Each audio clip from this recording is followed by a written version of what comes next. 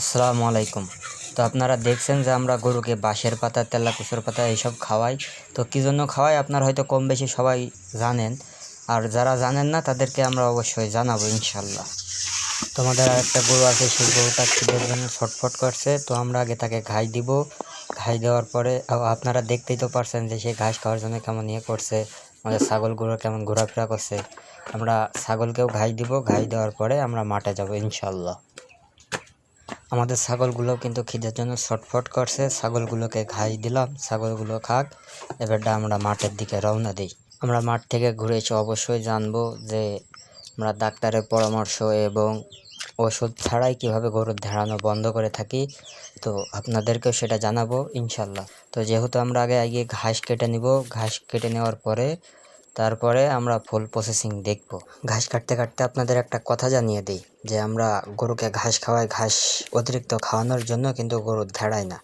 গরুর ধাড়ানোর একটাই কারণ যে গরুর হজম শক্তি কম থাকার কারণে কিন্তু গরু ধাড়ায়। খাবারটা গরু হজম করতে পারে না, এই কারণে গরুটা ধাড়ায়।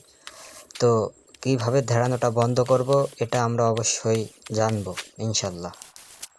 আপনারা যারা খামার করতে চান, খামার করতে ইচ্ছুক, খামার করবেন, ভাই আমি ততক্ষণ পর্যন্ত কোনো ডাক্তার ডাকবো না যতক্ষণ পর্যন্ত আমি জানি এ রোগের ওষুধ কী। আমি ফাও ডাক্তার ডেকে খরচ করব কেন, এটাই আমি বুঝি না। যেখানে আমি ঘরোয়া পদ্ধতি হাঁস, মুরগি, গরু, ছাগল সব কিছুকেই সুস্থ রাখতে পারছি, সেখানে তো আমি ডাক্তার টাকার তো কোনো যাই আসে না আমার কাছে মনে হয়। আমি যতক্ষণ পর্যন্ত জানি যে রোগের ওষুধ কী, ততক্ষণ পর্যন্ত আমি নিজেই চিকিৎসা চালিয়ে যাব ইনশাআল্লাহ। তো চলেন, আমাদের ঘাস কাটা শেষ। এবার আঁকা বাঁকা আল দিয়ে আমরা বাড়ির দিকে রওনা দিই। এর মধ্যে আবার একটা ছোট কাজ আছে, চলেন আগে কাজটা সেরে আসি, তারপরে আমরা বাড়ির দিকে যাব। আমি যাই না, 1500 টাকা দিলেই হবে এই কার্টন ব্যাগ। 500 টাকা দেবো না, দরকার নেই। ব্যাগ এক পানি আমার এই কার্টন ব্যাগে 1500 টাকা ঘুরে যায়। আমি তো এই স্পিডার একটা না না আগে স্প্রেট এমনি পাও আগে না তো দেবো, আর এই জায়গায় 1500 টাকা ঘুরে দেন তো একটা স্পিডার একটা সিগারেট থাকবে। বাস কুইক মন থাকবে তো 1500 টাকাতে মানে 1200-র উপরে যাইতে হবে। হ্যাঁ 1200-র নিচে আসি দেবো না। না দিতে হবে না। আচ্ছা, পারবেন তো?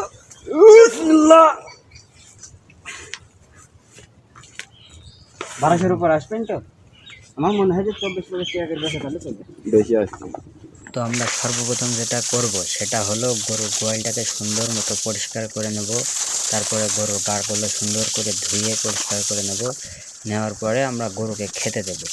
এরপরেও আমি আপনাদেরকে একটা কথা বলে রাখি, যেটা হলো আমি ভিডিও শুরুতেই কিন্তু বলেছি যে বাঁশের পাতা আর তেলাকুচের পাতা আমরা গরুকে কী জন্য খাওয়াই। হয়তো কিছু মানুষ জানেন, কিছু মানুষ জানেন না।